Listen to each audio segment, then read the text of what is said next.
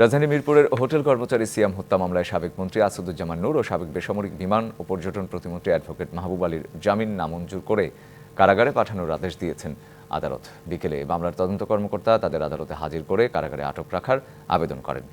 শুনানি শেষে ঢাকার মেট্রোপলিটন ম্যাজিস্ট্রেট মোশাররফ হোসেনের আদালত তাদের জামিনের আবেদন নামঞ্জুর করে কারাগারে পাঠানোর আদেশ দেন। গতকাল রাত 11টায় বেলি রোড থেকে আসাদুজ্জামান নূরকে গ্রেপ্তার করেন ঢাকা মহানগর গোয়েন্দা পুলিশ। আর রাজধানীর সেগুনবাগিচা থেকে সাবেক বিমান প্রতিমন্ত্রী মাহবুব আলীকে গ্রেপ্তার করে ডিবি পুলিশ। দুজনেই মিরপুর 10-এর সিয়াম হত্যা মামলার আসামি।